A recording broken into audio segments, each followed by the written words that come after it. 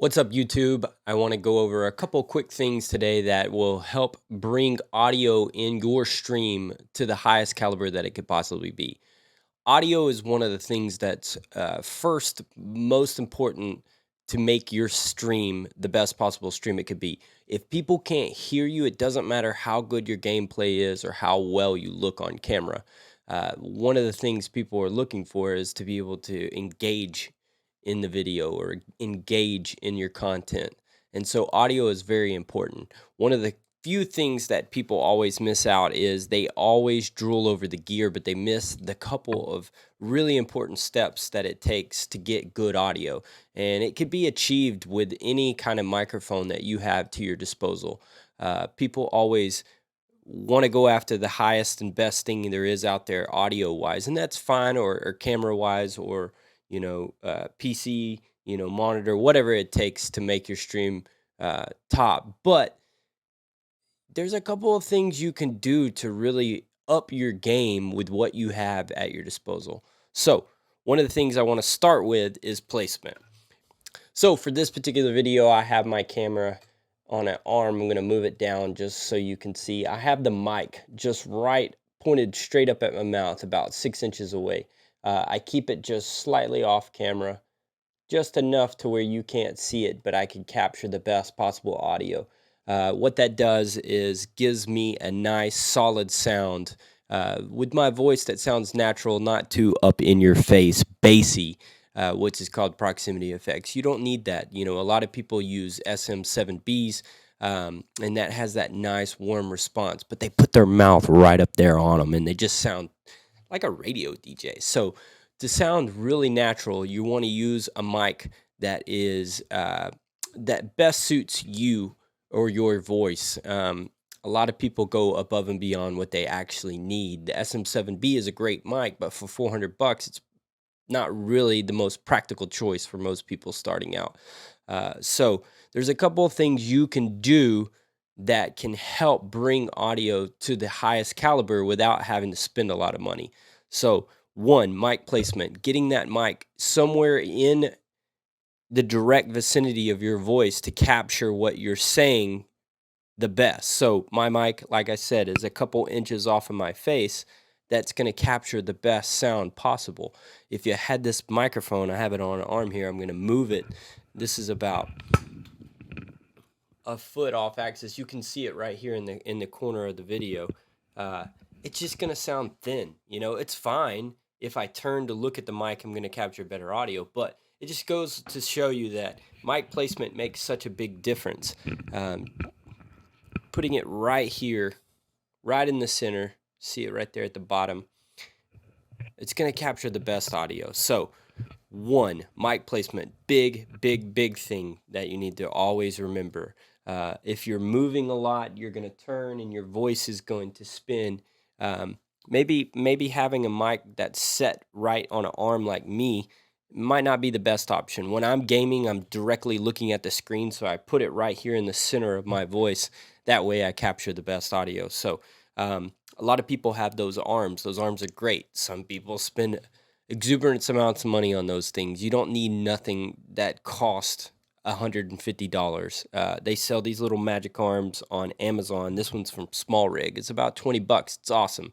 I have one on my camera. I have one on my microphone. Anything I need to clip around, I use those all the time. I do audio for a living, and I use it all the time to clamp on microphones, on anything that's available to me, clamp on cameras anywhere I need to.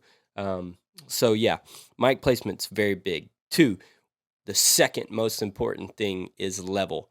Capturing good audio, there's a few things that you need to think about when you're getting your levels, and there's a couple of things in the audio world, jargon that you hear all the time, like signal to noise ratio, or dynamic range. Those things are just big convoluted terms that you don't really need to know about. On most mixers, on most capture cards, like I use the Scarlett from Focusrite, there is a colored light on the input side, on the gain knob, which is a knob you turn to make your voice louder or softer. What you're looking for there, green is good. Obviously, yellow is like, hey, slow down, and red is bad. You want to kind of get it right there in that little level where it's green and slightly turning to yellow. That's going to give you your best signal to noise ratio, which means that your signal is higher than your noise floor. Noise floor just is background noise. It could be, a fan blowing in the background. It could be the AC. It just could be this hum of your computer or the clicking of your keyboard. So you want to get that signal to noise ratio up, which is your microphone louder than your background noise, so you don't have that thing pushing up underneath you while you're trying to record. So if you go into OBS, and we're going to switch over here, you will see I already have a mic set up in the sources of OBS right here.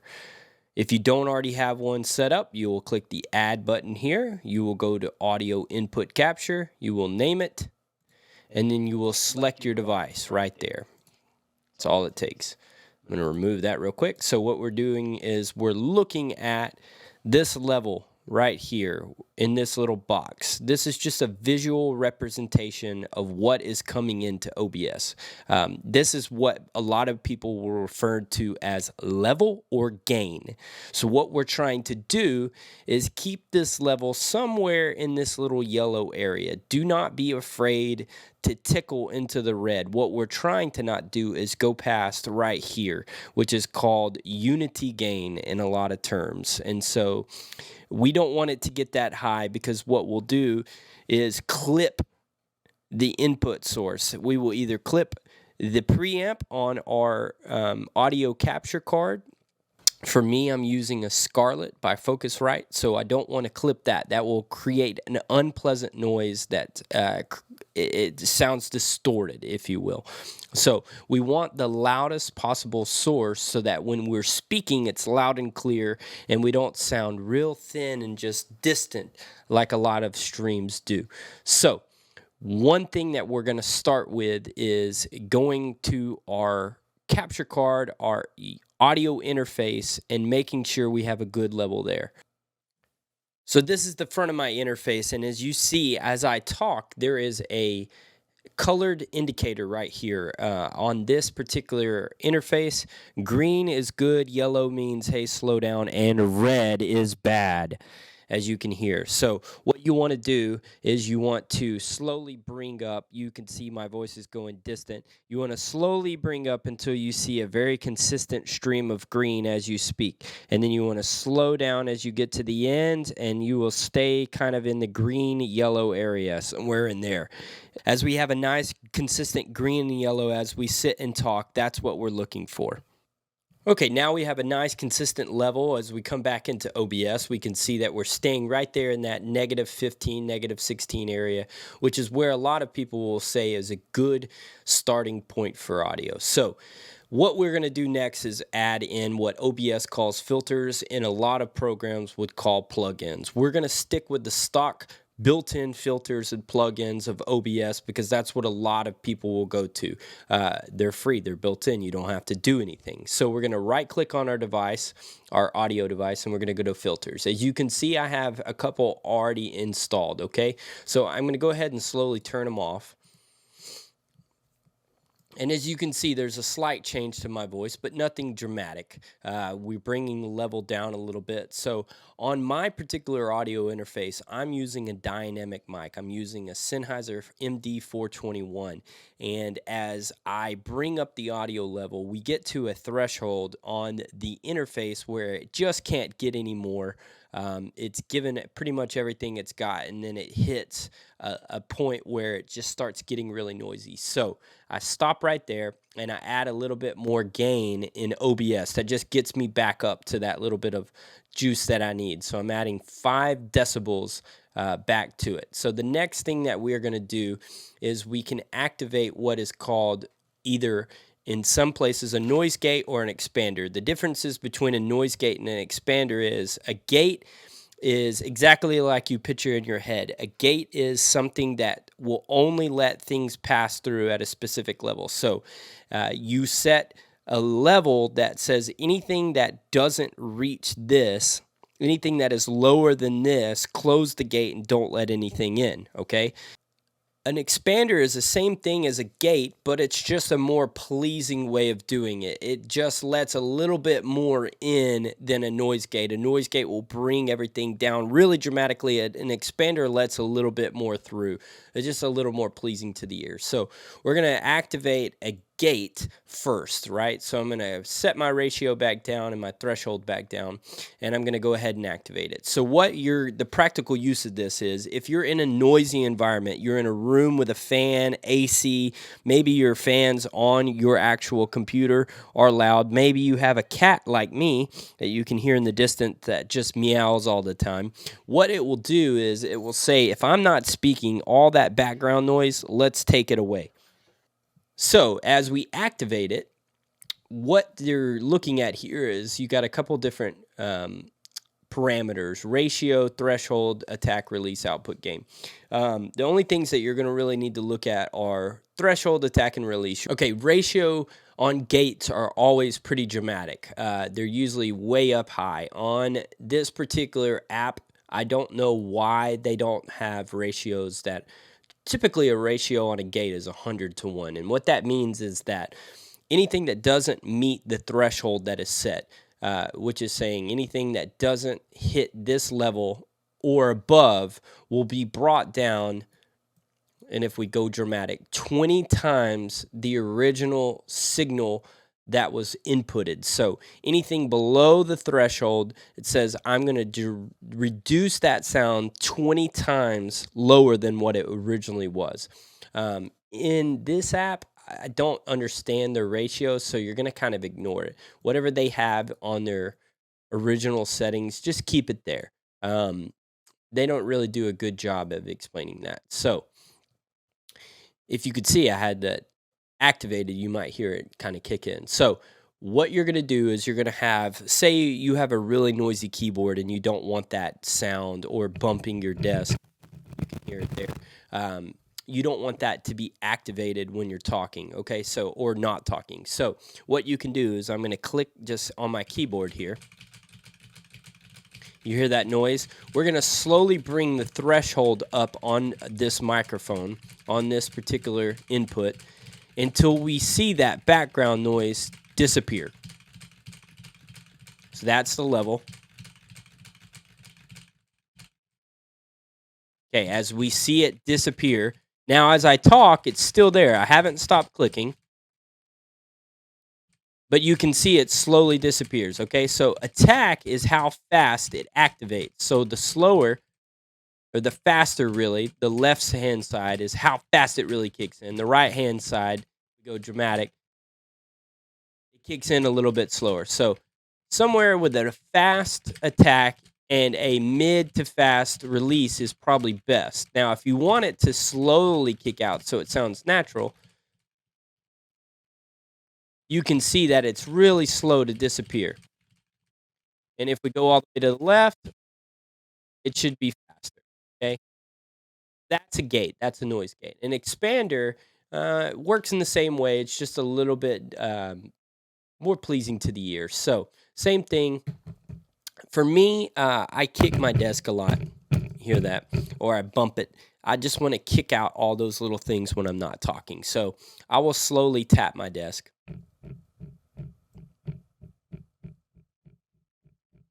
That's right there where I need to kind of set my... I'm snapping my fingers. You can hear it there.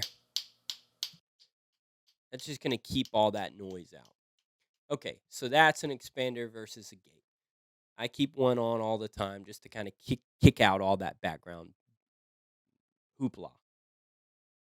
Compressor. This is the thing that's going to make your audio keep in a nice, solid field. So you're always not going to be right there on the mic. You're going to slowly back away. You're going to talk softer. You're going to talk louder. What it does is it keeps it all mushed together, right? So it says anything too loud, we're going to bring back down, and anything too soft, we're going to bring back up. Keep it in a nice, even playing field. So a good starting point on a compressor is just what they activate. So I'm going to delete it and I'm going to add it back. It's not bad. 10-1, I think, is pretty harsh. That's saying anything that goes over that threshold up to 10 times will bring back down. We don't need it that dramatic. I think 4 to 5 is pretty apt to what we're doing here. And then your threshold level is saying that anything above 18 decibels. So if we look down at our meter, you will see decibel readings here. So 18 is about right here, right? So it's saying anything above 18 kind of keep kick back down. I'm going to bring it up to 15. I think that's a more appropriate level. Um, attack is again how fast, and release is how slow. Attack is how fast it kicks in, release is how slow it lets go. And then output gain. I see a lot of people ignore this right here. This is very important. So as we turn our compressor on, you will see that as we talk louder, it will bring it back down. But as we talk softer, it kind of disappears a little bit. So as we talk louder, we're losing some of our gain. So we want to bring that back up into a nice even playing field. 8 seems a bit much. I'm going to drop it back down to about 6.5. And that's going to keep us at a really nice, consistent level where it's not too loud and not too soft. As I do talk, if you read my meter, you will see I'm coming up into the red, which is not good. So that's where a limiter is very important. It is the last step in our chain, and it just says anything above a certain level, and I have it set to -2. If we bring it down to -10, let's type that in. Oops, pull that back up. It will say on this meter that anything above -10, it will not let it through, right? See, that is a limiter. It's limiting anything to go louder, right? So if you want to stay in a nice, consistent level where you never have anything ever clip, that's what you need. I'm going to bring it up to about -4. I think that's a good place where you can still get loud or you can get a little softer, and you're not going to get too much of a drastic change. So those are the very basic mic settings in OBS that can keep a very consistent and smooth sound to make your audio sound as best as possible. So when someone clicks on a stream, you sound nice and loud and like you're supposed to be there, as the top streamers are in Twitch, YouTube, or Facebook, whatever you're streaming on. Okay, last quick tip is pretty simple. Basically, what you can do is as you have audio coming into OBS, you can activate a compressor to push down the background audio as you speak. So, most importantly, as you go to speak on your stream, you could have a Spotify playlist in the background. So, I'm going to crank up a Spotify playlist here. You can hear that audio running. What we can do is we can go into filters. Bring that down so you can see. You can add a compressor into that filter, right? And then what you can do is under this little section sidechain, you can select your microphone. So as I speak, it should be able to push down that Spotify playlist as I raise or lower the threshold level. So as I push this down, there's your Spotify playlist going down into the Netherlands. So you can just balance that however your output is. So that's pushing it down pretty dramatically there. So something like that. It'll push the Spotify playlist down so your voice can cut through. So turn the Spotify playlist off. Let me go over into Fortnite.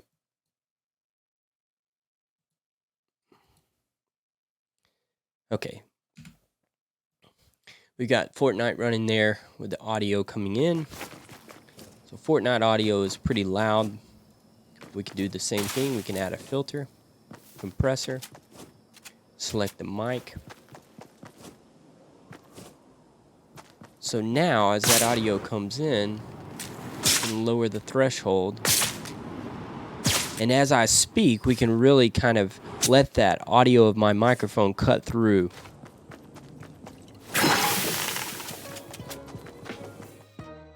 So, all simple things that you can do to spice up your streams to make everything sound nice and flush and really professional. Very simple, very easy to do. If you liked what I had to say, go ahead and drop a like and a follow there. I'd really appreciate it. And again, thank you for coming. We'll see you next time.